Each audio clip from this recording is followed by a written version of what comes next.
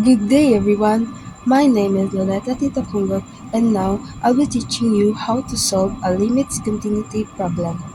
In 3, 2, 1. So, as you can see, this is our problem.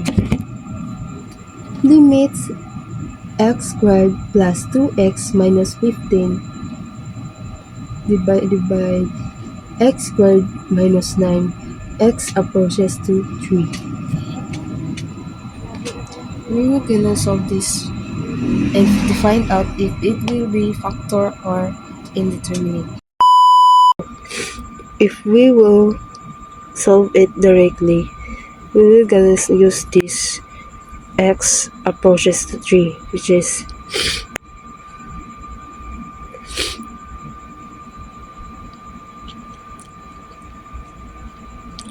three squared plus 2 times 3 minus 15 divided by this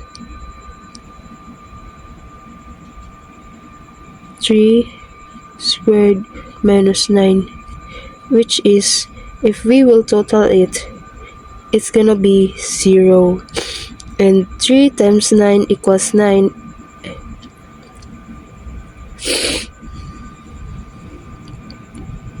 and 3 times 2 minus 9, it equals 0. So it is indeterminate. So we need to factor. How can we factor the numerator? So the numerator is negative 15. What two number multiply to negative 15 but add to the middle coefficient, which is this 2? So see, we have a 5 and negative 3 to factor the problem. So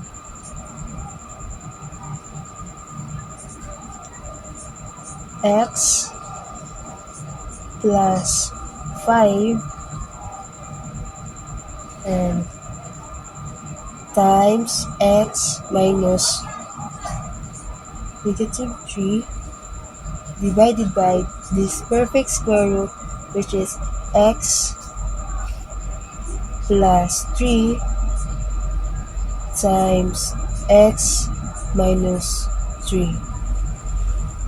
Notice that we can cancel the x minus 3.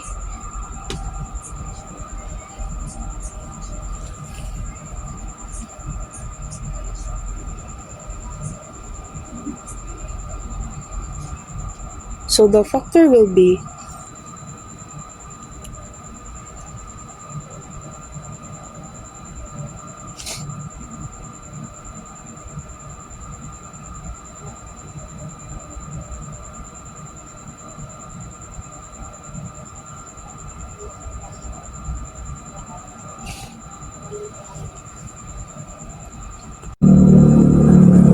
so we need to evaluate the limit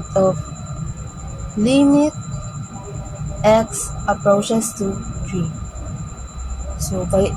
So we're gonna evaluate the factor.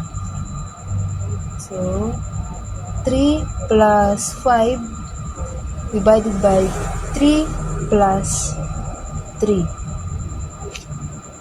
equals 3 plus 5 equals 8 divided by 3 plus 3 equals 6.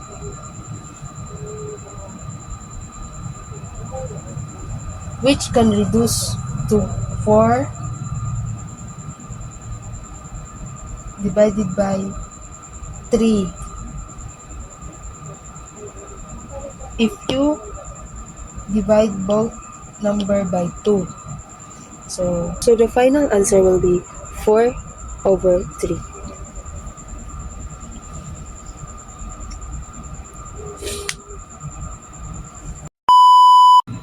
Thank you for listening to my short discussion about limits continuity.